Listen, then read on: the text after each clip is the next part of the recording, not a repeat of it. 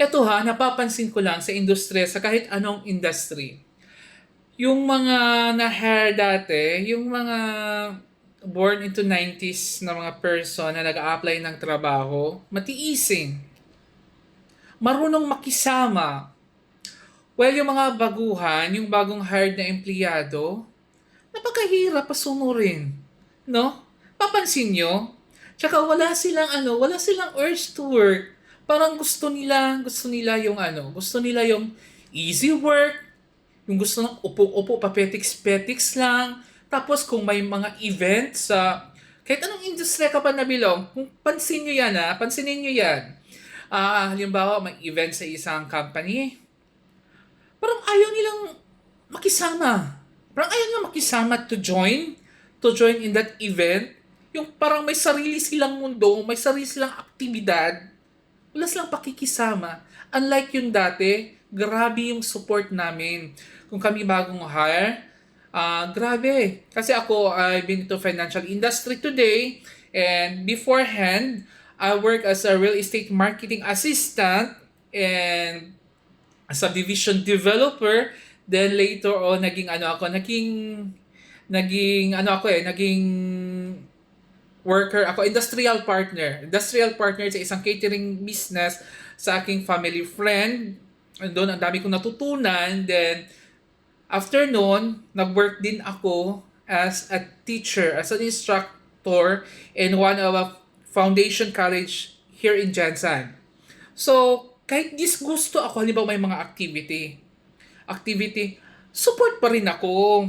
Support pa rin ako doon. Kasi, yun ang employer mo eh. Yun ang employer mo. Tsaka kailangan mo makisama sa mga empleyado, sa boss mo, sa employer mo. Kung nasa school ka, kailangan mo makisama sa student. Dapat ipakita mo yung support. Paano mo sila bibigyan ng lakas ng loob? Yung mga staff mo, yung mga colleagues mo na bagong hire. Kung hindi tayo magpa-participate sa activity ng ating company, di ba? Pansinin nyo yan. Tsaka yung mga bagong hired na employee, hindi nakakatagal ng work. Maswerte lang pag umabot ng 5 years. Kasi para yung, puwet ng langaw yun sila. Kahit saan, palipat-lipat lang yan. Palipat-lipat, walang satisfaction. Talaga. Alam nyo, mga bagong sibol, marirealize nyo lang yung halaga ng isang bagay pag nag-mature na kayo. Yung ma-realize nyo, ang dami palang gustong mag-work o nasa posisyon ninyo ngayon. Alam nyo, we should be grateful dahil may trabaho tayo. Ang dami kayong mga tao ngayon, maging mga bagong graduate, yung mga bagong sibol na hinahangad yung work mo ngayon na palagi mong kino-complain na meron ka sa ngayon kasi ayaw mo yung work mo. Diba? Hindi naman sa lahat ng oras nahihirapan tayo sa work. Alam nyo, challenges yan sa life natin. Ika nga, kung mag-aaral ka, wag mong kunin yung kurso, di ba? May kasabihan nun, wag mong kunin yung kurso kung saan expert ka na. Alam nyo, it's a challenge na kunin mo yung kurso kung saan ka weak para ma-enhance mo.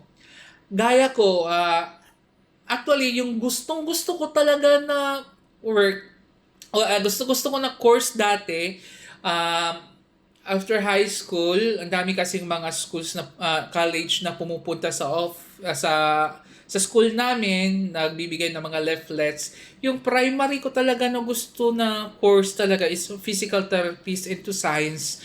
Unfortunately, wala kasing scholarship. So, napilitan ako. Pero Ginusto ko kasi tinitingnan ko yung sitwasyon ng pamilya ko. Tinitingnan ko yung sitwasyon na meron kami.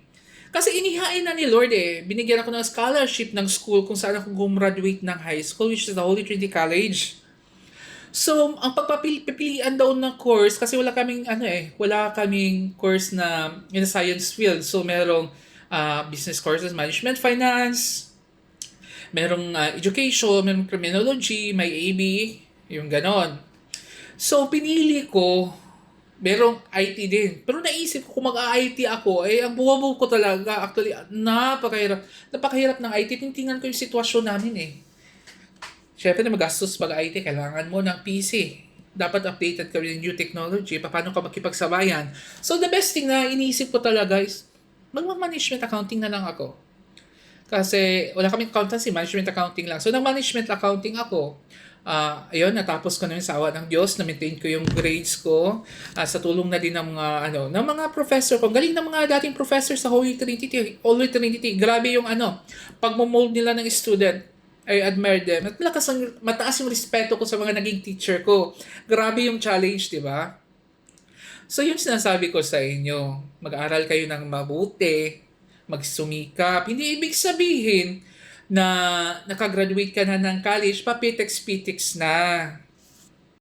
Tsaka, hindi rin ibig sabihin pag nag-college ka na, matiwasay na yung yung buhay mo. 'Di ba sabi nila, mas naisin pa nila na mag-aral ulit, ibalik yung kahapon, kaysa gumraduate sila na nahihirapan maghanap ng work o di kaya nahihirapan sa kanilang work sa ngayon. Kasi alam mo, ang mindset lang naman para hindi tayo mahirapan sa ating work, even sa pag-aaral nga. Actually, ang hina-hina ko sa math talaga, as in, super. Alam niya ng mga kaklase ko pag high school.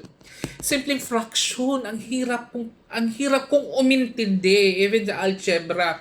Alam niyo yung naging motivation ko nung nag-college ako? Siyempre, magkahiwalay na. Yung iba, maganda yung pamumuhay nila So, nakakapag-aral sa UP, sa mataas na school, dito sa Jensen or private school na kilala din. Alam niyo yung motivation ko, paano ko na-maintain yung grades ko, paano ko natapos yung pag-aaral ko. Hindi lang yung kung anong sitwasyon ng pamilya ko. Ang iniisip ko kasi, wala na akong makopyahan. Kasi nahihiya ka product ka ng isang school, tapos wala kang magawa para i-enhance mo yung sarili mo. Alam ko, I hate math talaga, pero nung nag-college ako, nagsikap ako, yung subject na pinakaayaw ko sa lahat, yung math nung high school at nung elementary, yun ang pinaka-love na love ko. Love na love ko so far, yung algebra. Kasi alam mo, hindi mo na kailangang mag-memorize. Ang kailangan mo lang, i-familiarize lang yung equation. Tsaka kung sa accounting naman, yung analysis. At saka sa management subject naman, kasi sa management subject naman, more on theory, pero hindi lang kasi ito yung dapat gamitin mo. Kailangan may puso ka rin. Pantayan. So sana, yung sa mga bagong hire na employee, yung mga bagong graduates, normal lang yung maghirap tayo. Saan ba tayo? Bago umangat, alam mo, mas mabuti na yung nahihirapan ka sa simula. Kasi kung bigla kang aangat, sigurado sa huli, lagapa ka. Tandaan mo yan. Just a piece of advice. God bless. Bye.